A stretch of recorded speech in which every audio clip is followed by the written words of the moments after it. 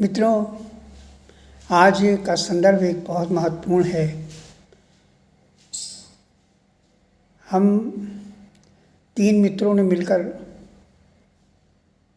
एक मासिक पत्रिका इलाहाबाद से अवकाश को प्रकाशित योजना बनाई। ये 30 सितंबर 1972 की बात है।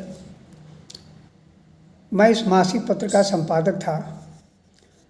अवकाश के परामर्श मंडल में पंडित सुमित्रानंद पंत, पंडित रामजी द्विवेदी तथा डॉक्टर जगदीश गुप्त से बातचीत के बाद उनसे की स्वीकृति मिल गई।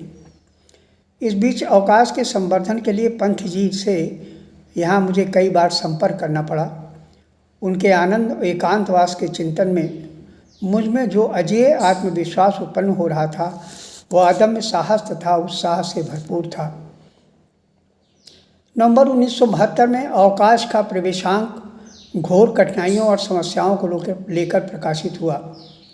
संपादक होने के कारण मेरा प्रथम कर्तव्य था कि से पंडित सुमित्रानंद पंत जी को भेंट करूं। तीनों मित्र उनके यहाँ अवकाश को देने गए। वह उदीयमान साहित्यकारों के द्वारा निकाली गई पत्रिका देखकर बहुत प्रसन्न हुए। अवकाश के संबंध में उनकी धारणा निर्विवाद थी। वह सदैव चाहते रहे कि इस मासिक पत्रिका को सारगर्भित, स्पष्ट व संतुलित विकसित रूप सदैव प्रदान होता रहे। जनवरी 1973 में उनके छोटे से एकांत झिलमिलाते हुए कमरे में उन्मुक्त प्रकाश में बैठा मैं बातें कर रहा था। कई बार मन में आया कि अपनी बात कैसे कहूँ, वह कहीं मना कर दिया तो अच्छा नहीं लगेगा। पंत जी जैसा हितैषी तथा अनुभवी गुणों से संपन्न होने के कारण यह मेरा परम सौभाग्य था कि अपनी बात को कहने के लिए ज़्यादा समय की प्रतीक्षा नहीं करनी पड़ी। उनसे मैंने कहा, अवकाश के आगामी अंक के लिए कोई कविता दे दीजिए। उनके मधुर स्वर के उत्तर में मैं वर्णातीत आनंद ले आकर कुछ का आभास होने लगा। वह अपने अध्ययन कक्ष में गए और कागज़ लगा पैड तथा पेन ले आकर कुछ मनोयोग से लिखने लगे।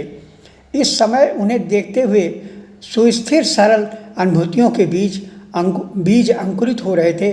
कुछ क्षणों के उपरांत वह कागज़ मुझे पकड़ा दिया। मैं उनके इस सहज सहयोग से प्रभावित ही नहीं बल्कि आत्मगौरव अनुभव करने लगा। उस कागज़ पर सीमा कविता प्रस्तुत होकर भविष्य को व्याख्यायित कर रही थी। मैं भाव विमूढ़ होकर पढ़ने लगा।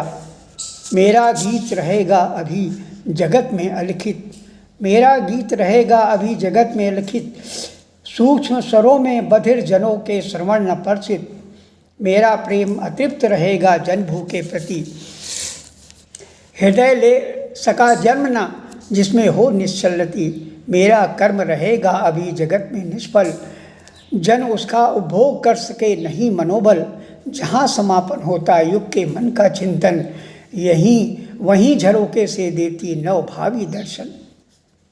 पंच जी की इस कविता को मैंने अवकाश के चौथे अंक में प्रकाशित किया। उस समय इस अंक की काफ़ी चर्चित कविता रही। उनकी कविताओं में मानव सभ्यता, संस्कृति तथा जीवन की करुणा तथा गाथा स्पष्ट झलकती है। वो पृथ्वी के दुखी जनों के दुख से पीड़ित ही नहीं होते बल्कि एक कारगर उपाय भी खोजने के लिए तत्पर भी रहे। युगवाणी में तो वह प्रगतिशील कवि के रूप में उभरे, इसलिए सरलता, स्वाभाविकता उनके काव्य का अलंकरण हो गया।